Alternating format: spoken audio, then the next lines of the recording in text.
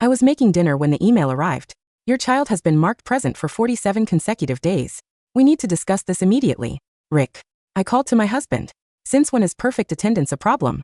He glanced at it and shrugged. They're probably giving him an award. Jake's finally taking school seriously. But I couldn't shake the pit in my stomach. Our 16-year-old had been acting strange. He'd gone to school with a 103-degree fever. He attended class the day after his grandmother's funeral. Last Tuesday, I watched him throw up in the driveway. And he still got in the car. That's not dedication, I muttered. That session. That evening. I cornered Jake in his room. He was hunched over his desk, surrounded by papers, dark circles under his eyes. Jake, the school wants to meet with us tomorrow. His head snapped up, face draining of color. About what? Your attendance. You. I haven't missed a single day. And I can't miss. His voice cracked. Mom. I can't. Not even one day. Why not? Jake. You're scaring me. I just can't, okay? He turned back to his work. Hands shaking. Please don't make me explain. The next morning, at Principal Morrison's office, Jake looked like he might pass out. Morrison's expression was grave. Mr. and Mrs. Miller were concerned about Jake's behavior. He refused to go home when he had a fever. He's been having panic attacks. Yesterday, a teacher found him crying in the stairwell. Morrison leaned forward. Jake, we can't help you if you don't talk to us. Silence. Jake stared at his shoes. Is someone threatening you? I asked gently. A bully? It's not a student, he whispered. The temperature in the room seemed to drop. Jake, Morrison said carefully. Is it a staff member? He nodded, tears streaming down his face. Miss Peterson, she has something on me. My mama bear instincts kick. Then what does she have? I brought a cheat sheet to her midterm. I didn't use it, I swear. But she saw it. She has video evidence. He was sobbing now. She said if I didn't do exactly what she wanted, she'd report me. I'd be expelled. Lose scholarships, everything. Rick's jaw clenched. What exactly did she want? At first, just perfect attendance as punishment. I thought that was fair. Jake wiped his eyes. But then she started giving me extra assignments. Just a few at first. Now it's 30 a week. Sometimes more. He pulled out his phone, showing us messages. She texts me every night. Essays, research papers, math problems. All different subjects, different grade levels. Super specific instructions. Like, write this like a college sophomore. Or make the handwriting look feminine. Something clicked in my mind. What does she do with all these assignments? I don't know. She just collects them. She's evaluating my work ethic. He laughed bitterly. I've been sleeping 2 hours a night. Last week she had me write a graduate-level psychology paper. I'm in 11th grade. Morrison was already making calls. I need it here now. And I want Miss Peterson's classroom lockdown. The next hour was a blur. It pulled up Miss Peterson's computer records. Browser history showed regular logins to an SA Mill website. She'd been selling student work for months, making nearly $20,000. But then Morrison pulled up something else. Security footage from Jake's exam. Jake, watch this carefully. The video showed Jake pulling out a small piece of paper. He glanced at it, then his face changed. He looked disgusted with himself, crumpled it and shoved it back in his pocket. The whole thing lasted maybe 30 seconds. Now watch what Miss Peterson submitted as evidence. The same footage. Now watch what Miss Peterson submitted as evidence, Principal Morrison said, his finger hovering over the mouse. The same footage. But look at the timestamp. He clicked play. On the screen, grainy black and white footage showed Jake reaching into his pocket. He pulled out the paper. He looked at it. The timestamp jumped. Suddenly, the video cut to Jake writing furiously on his test paper. She cut it, Rick said, his voice low and dangerous. She cut out the part where he put it away. She didn't just cut it, Morrison said, typing a command to bring up a side-by-side view. She slowed down the frames of him holding the paper to make it look like he was reading it for 10 seconds. In reality, he looked at it for less than 2. She manipulated the frame rate to manufacture a cheater. I looked at my son. Jake was staring at the screen, his mouth slightly open. The terror that had gripped him for 47 days was beginning to crack, replaced by a dawn of confusion. I didn't use it, Jake whispered. I really didn't use it. We know, son, I said, grabbing his hand. It was ice cold. You had a moment of weakness, and you made the right choice. She punished you for having a conscience. Morrison spun his chair around. The grave look was gone, replaced by the sharp, predatory focus of an administrator, whose school was being used as a criminal enterprise. This isn't just blackmail, Mr. and Mrs. Miller. This is extortion. It's fraud. And if she's selling these papers on Scholastic Hero or Essay Factory, which my IT director is currently verifying, she's violating about a dozen district bylaws and potentially state laws regarding academic fraud. I want her fired, Rick said. Now.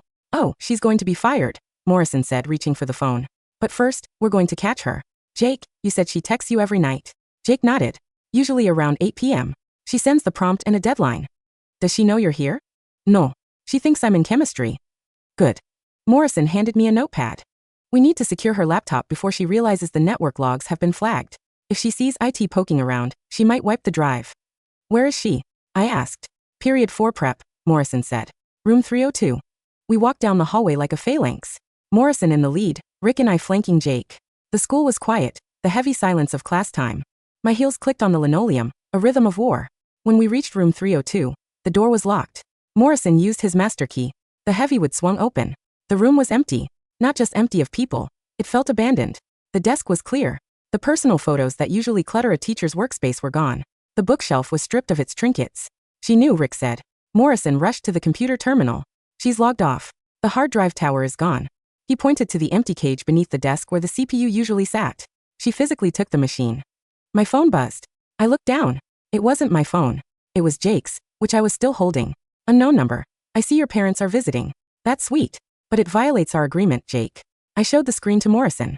She's watching, I said, scanning the room. Is there a camera in here? Only the standard security feed in the hall, Morrison said. She must have seen you on the monitors. Or she has an accomplice. Another text. Unknown number. You have a physics thesis due at midnight. The impact of non-Newtonian fluids in industrial braking. 15 pages. If you miss the deadline, the unedited video, the one where you pull out the cheat sheet, goes to the Dean of Admissions at Columbia. I know that's your dream school. She's bluffing, Rick said. We have the original footage now. We know she edited it. But Columbia doesn't know that, Jake said, his voice trembling again. If she leaks it anonymously, they won't investigate. They'll just toss my application in the trash to avoid drama. That's how it works. She's escalating, I said. She's not running. She's digging in. Morrison looked at the text message again. Industrial braking systems? That's incredibly specific. That's not a generic undergrad essay. That's corporate research or a doctoral dissertation. She's making $20K, I muttered, thinking back to the browser history. But that's just what we saw. If she's selling specialized work like this. She's acting as a broker, Rick realized. She finds smart kids, terrorizes them, and sells their brainpower to high-end clients who are too lazy to do their own work. It's a genius sweatshop. We need the police, Morrison said. But we also need to stall her. I looked at Jake. He looked like he was about to shatter. He was 16 years old, and he was being held hostage by his own intelligence. No, I said. We don't just stall her. We feed her. Rick looked at me. What? She wants a physics thesis? I opened the notes app on my phone. Rick, call your brother. Dave? Why? Dave is an engineer at Boeing. I said, a cold plan forming in my mind. We're going to write her a paper, but we're going to plant a poison pill. The plan was risky, but the police detective, a weary man named Detective Holloway who smelled of stale tobacco and mints, agreed it was our best shot at tracking the end user. If she's using an encrypted service to sell these papers, we can't trace the money easily, Holloway explained from our kitchen table that evening. But if the document itself contains a tracker, or unique data that triggers a flag when it's uploaded to a plagiarism database or a corporate server, we might get a ping. It's not just a tracker, I said. We're going to sabotage the data. My brother-in-law, Dave, was on speakerphone. I can give you the formulas, he said. But if I alter the viscosity coefficient in the third chapter, anyone who tries to actually build or simulate this braking system is going to have a catastrophic failure. It's subtle. A layman wouldn't spot it. A physics professor would need hours to catch it. Perfect, I said. We spent the night working. It was a surreal family activity. Jake typed, his fingers flying across the keyboard, while Dave dictated complex equations over the phone. Rick brewed coffee. I monitored the text chain, playing the role of the terrified mother begging for mercy. Me as Jake, I'm doing it. Please don't send the video. My parents are asleep. Peterson, good boy. Midnight. Don't be late. At 11:55 p.m., Jake hit send. The attachment, viscosity_analysis_final.pdf, whooshed into the ether. We waited. 10 minutes later, Peterson, received. Go to sleep, Jake. You have a calculus set tomorrow. She didn't read it, Jake said, slumping back in his chair. She just forwarded it. Now we wait, Holloway said. If this buyer is who we think they are, someone high up in academia or industry, they're going to turn this in quickly. The next 3 days were agonizing. Jake stayed home. We told the school he had mono. Principal Morrison played along, announcing that Miss Peterson was on emergency leave, to explain her absence. On Thursday the hit came. Detective Holloway called. We got a ping. Where? I asked, gripping the phone. Not a university, Holloway said. A patent office. Someone tried to file a preliminary patent for a hydraulic system using the text from Jake's paper. Who? A shell company called Vanguard Dynamics. But the filing was done by a lawyer named Marcus Thorne. Who is Marcus Thorne? He's Miss Peterson's ex-husband. The raid happened on a rainy Friday. It wasn't at the school. It was at a sleek, modern house in the hills, the kind with floor-to-ceiling windows and no soul. This was where Marcus Thorne lived.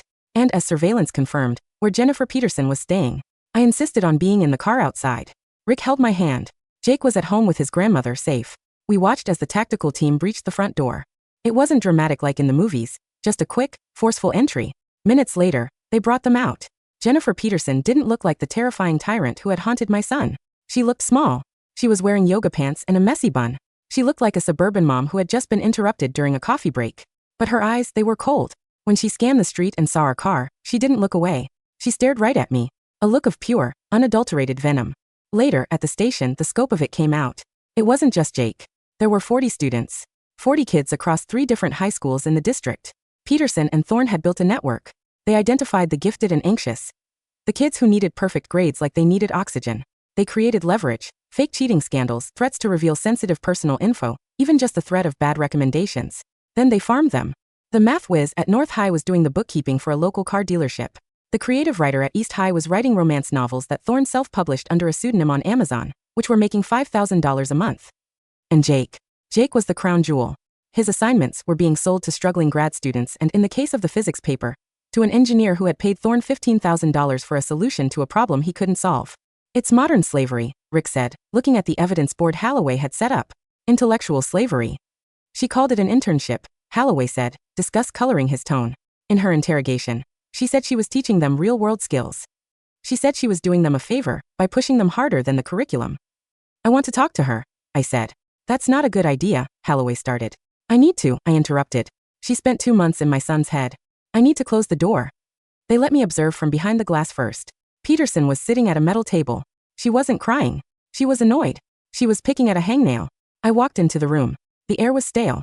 She looked up. Mrs. Miller. I assumed you'd come to gloat. I came to ask why, I said. I sat down. I didn't scream. I was too tired to scream. You have a pension. You have a career. Why destroy children? She laughed. It was a dry, cracking sound. Destroy? I made Jake better. Have you seen his output? The kid is a genius. Before me he was coasting. Getting A's without trying.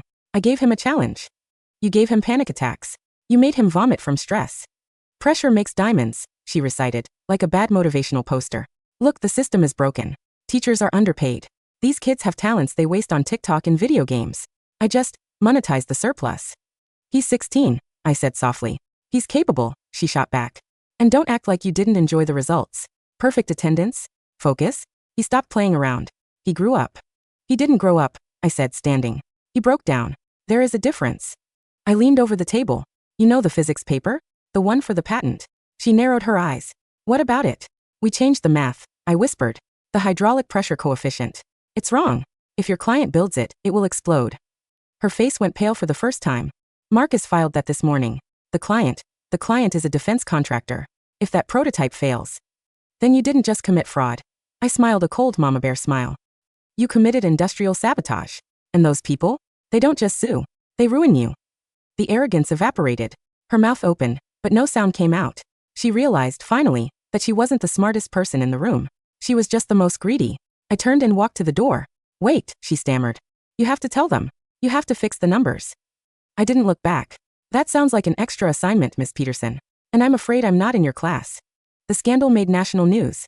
The honor roll ring, they called it. Jake didn't want to do interviews. He didn't want to be a hero. He just wanted to be a teenager. It took time. For the first month, he still flinched when his phone buzzed.